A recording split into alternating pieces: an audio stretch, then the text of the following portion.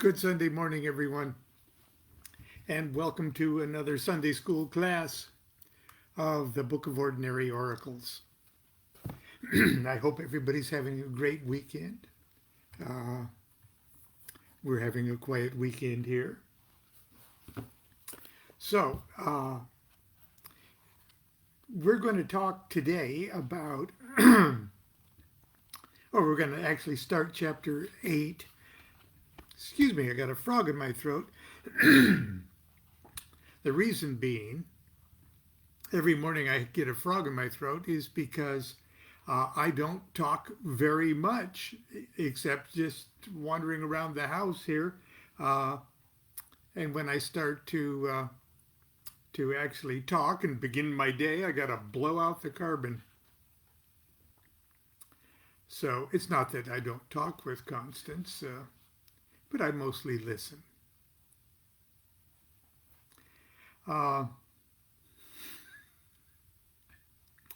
Today's chapter is how to be truthful to yourself when reading your own tarot cards, or the Tarot of Painful Truth, or wake up and smell your own coffee, or stop pulling the wool over your own eyes, or if I'm such a great fortune teller, why do I drive a 1977 Volkswagen? That's the title of this chapter. It has an epigram from William Shakespeare's Hamlet. This above all, to thine own self be true. And it must follow as night the day, thou canst not be false to any man.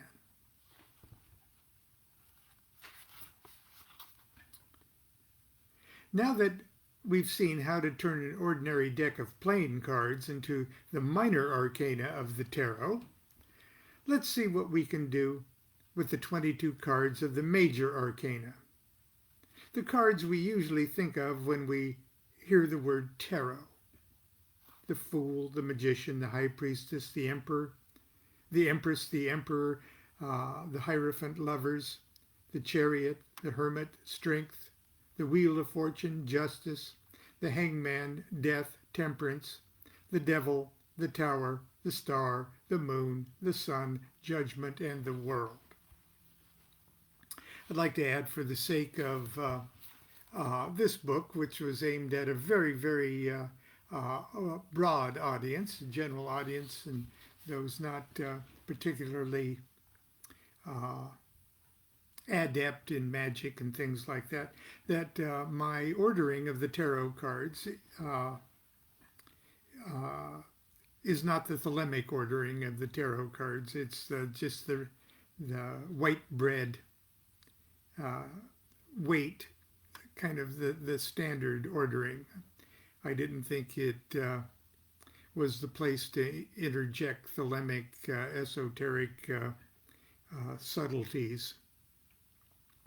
So when I'm ordering the tarot deck, it's in the traditional ordering. So don't write me emails complaining about that, please. Now, you may think you don't have a deck of these 22 tarot cards laying around the house, but you'd be wrong. You're holding one in your hands right now. The next chapter, the New Year's Eve Tarot, is illustrated by a complete set of 22 tarot trumps drawn by my dear friend Brianna Seri. And there they are. They're just absolutely charming. And Thelesis Aura, look at that devil.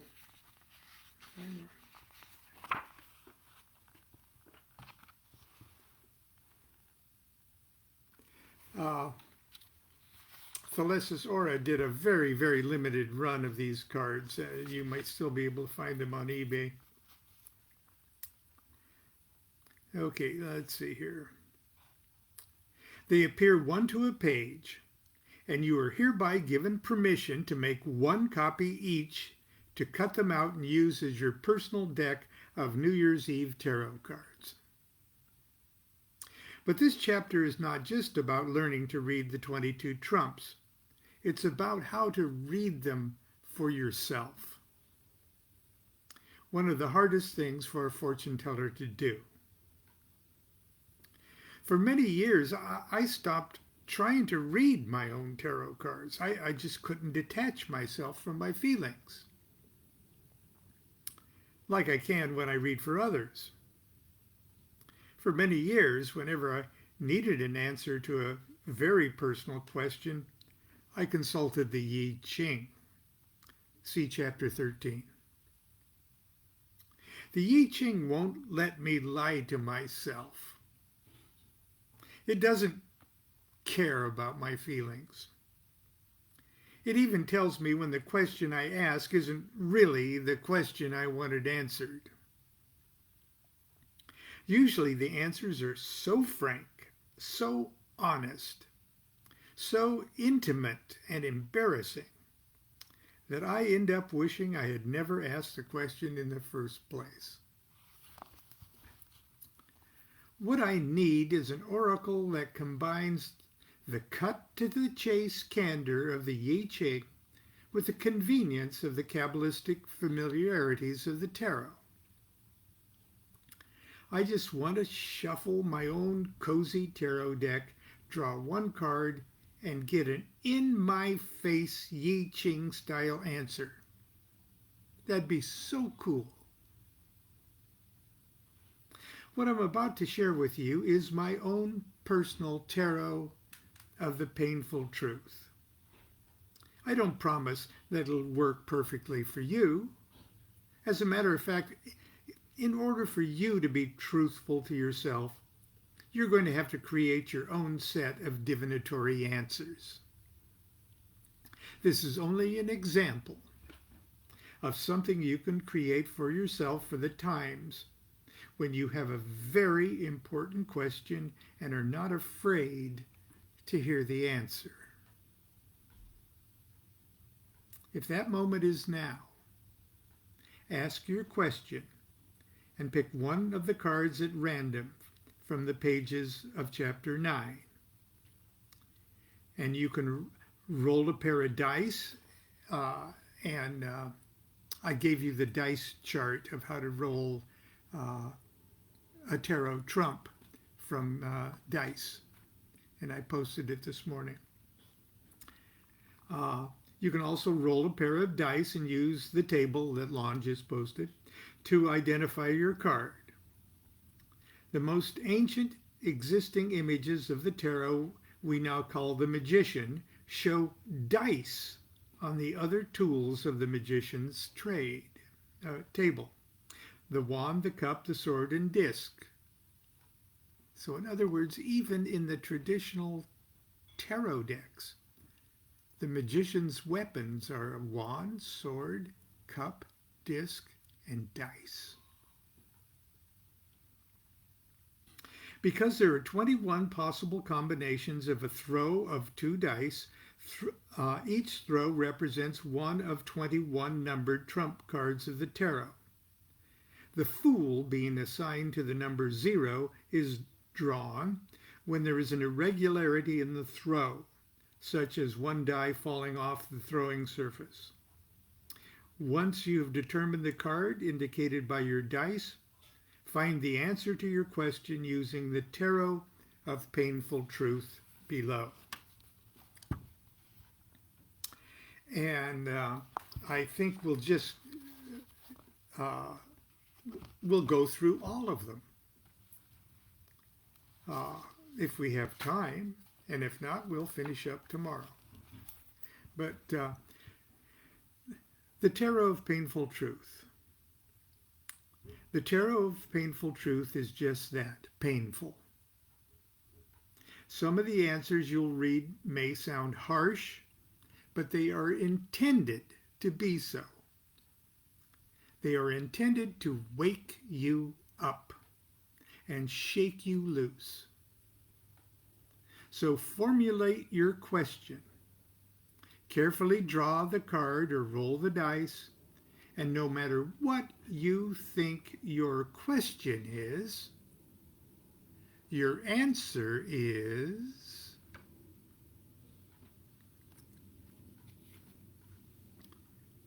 the Fool.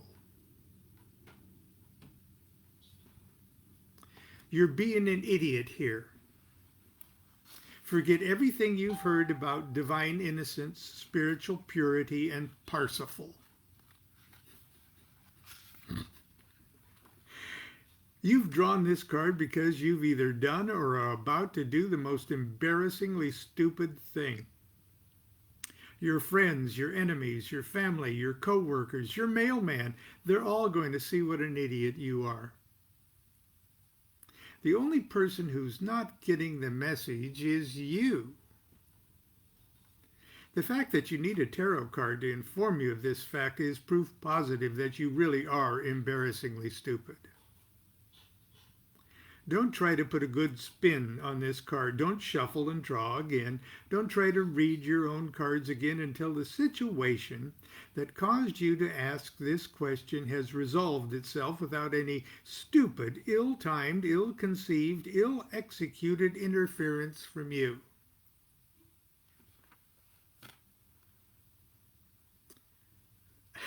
That's the painful truth.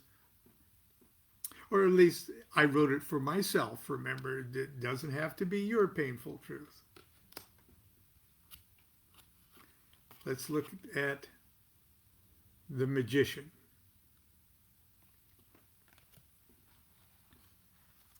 How long do you think you can keep this up? You're not being fair to anyone, especially yourself. You're juggling 100 things in the air at one time. In order to give to one, you steal from another. To be truthful to Jack, you must lie to Jill. Sure, other people may think you're really slick and creative, but deep down inside, you know you're not creating anything. You're just taking stuff that's already there and moving it around a little bit until it looks different. Big deal. To change the situation, you're first going to have to change yourself. But in order to do that, you're going to have to shut up, settle down, and focus on the real problem, you. So much for the Magician. Take that, Lon. The High Priestess.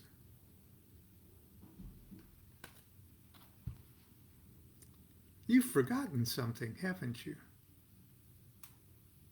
Something important. What is it? It's a funny thing about memory. If you're not careful, it'll rearrange your past. It's painful to remember what a jerk you've been. It's embarrassing.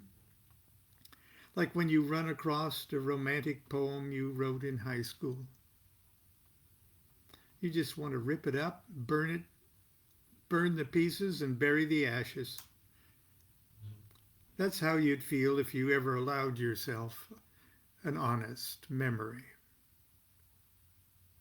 What makes you think you're any less of a jerk now? Be brave. There are treasures buried in all that embarrassment. Nuggets of who you really are, who you've always been. The answer to your question can't be remembered. It must be unforgotten.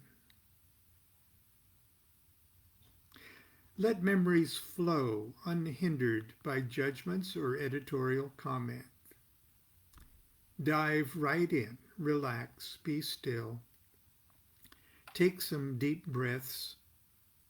Unremembered truths float to the surface when your mind is a pool of silence. Now, what was it that you forgot?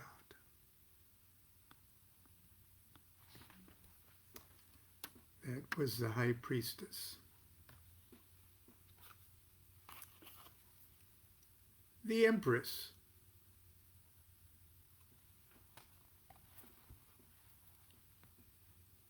Isn't she lovely? You were glad when you drew this card, weren't you? You poor fool. I guess if your question is one of love, romance, or interior design, you should be giddy as a schoolgirl.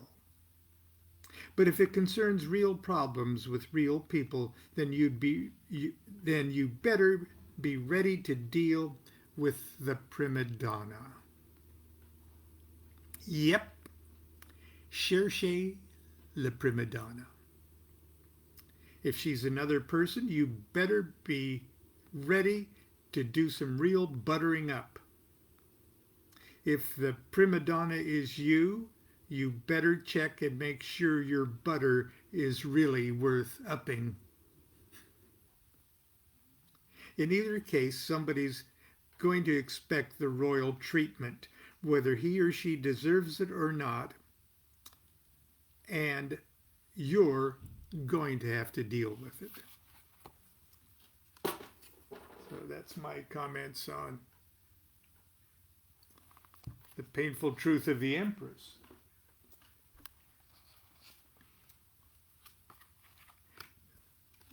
For your information, that was patterned on a photograph of Constance. And the Emperor was patterned on an old photograph of me, chiseled in stone. The Emperor. Well, it looks like you've finally forced yourself into a situation where you're in control of something.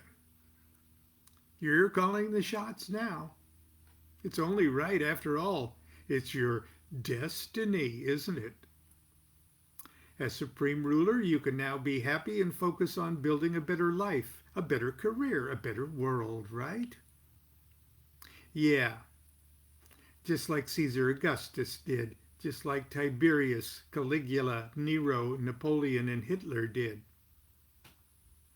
No doubt there have been some happy emperors. I just can't think of any.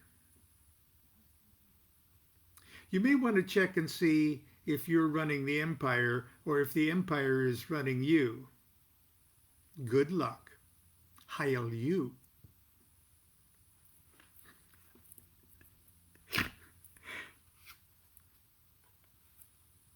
The Hierophant. Oh, you might recognize the Hierophant too.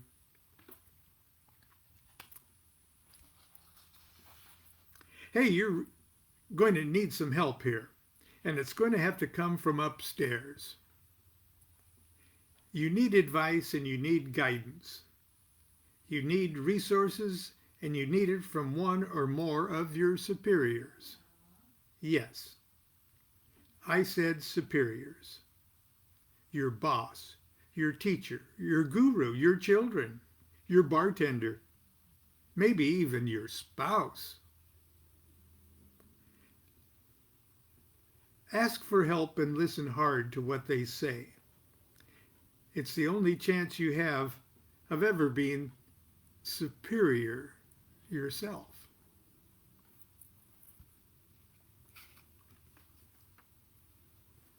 The Lovers. I don't know how many of you are familiar with this classic vignette of Isis and Nephthys surrounding Osiris, but I'm sure you recognize the classic pattern for the image of the traditional lover's card.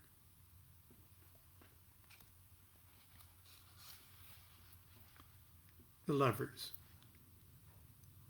Why were you immediately happy to get this card? Is it because you think it indicates wonderful and sexy things are about to happen to you? Is it because you think you're such a great lover that you arouse canine-like adoration from anyone you favor and suicidal heartbreak from anyone you ignore? Wake up. You've got a decision to make. Someone or something may be ready to take you on as a partner. It may be the beginning of a beautiful friendship, provided, of course, you can make up your mind. The choice should be obvious. Unless, of course, you're thinking with a part of your body other than your head.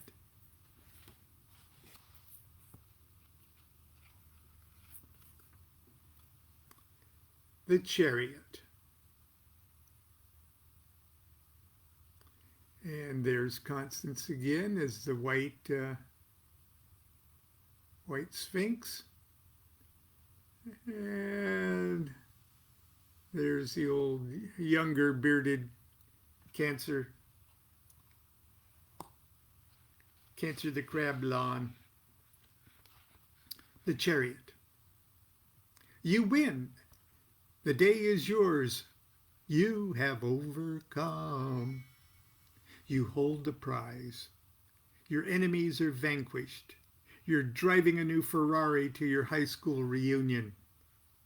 For a golden moment, you are secure, confident, and on your way. On your way where?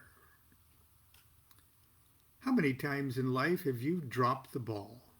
How many times have you had the world in your hand, but you blew it because deep down inside you felt you didn't deserve it? How many times have you snatched defeat from the jaws of victory?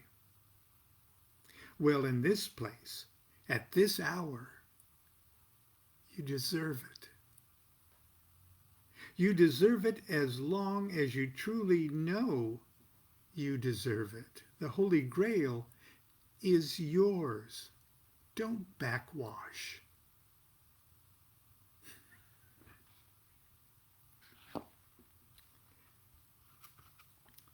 And I think this is where we'll stop for today.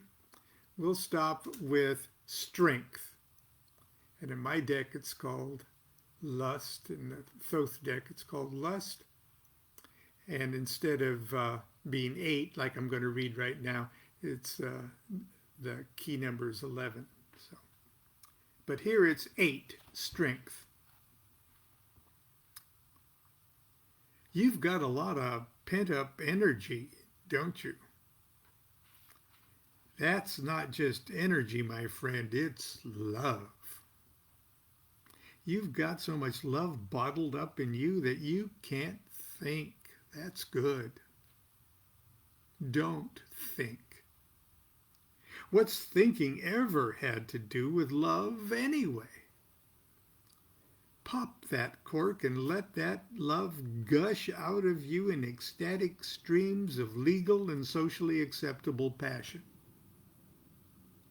Embrace the world with the courage and bravado of a mad gypsy dance instructor.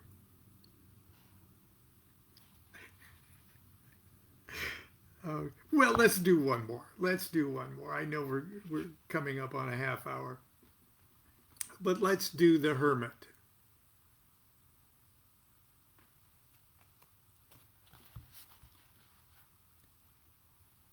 Put your hands behind your head, sir, and step away from the question. You have the right to, no, you will remain silent. Anything you say or do will be used against you in a court of karmic law. Put yourself in protective custody, in solitary confinement. The situation will have to do without you for a while. You need to do hard time with yourself. Once you get used to being on the inside, you'll be amazed how clearly you start seeing how things really are on the outside.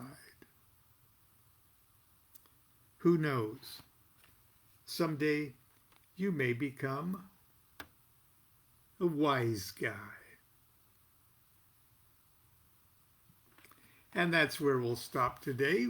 We'll pick it up tomorrow with the Wheel of Fortune, and I'm sure we'll finish it and start talking about the New Year's Eve Tarot. Isn't it timely that we would be talking about the New Year's Eve tarot and New Year's Eve oracles about this time of year. So, okay, continue to have a great weekend, everyone.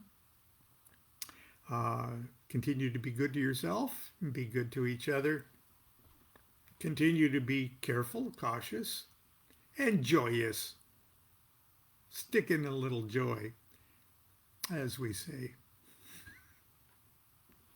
Do what thou wilt shall be the whole of the law. Love is the law. Love under will.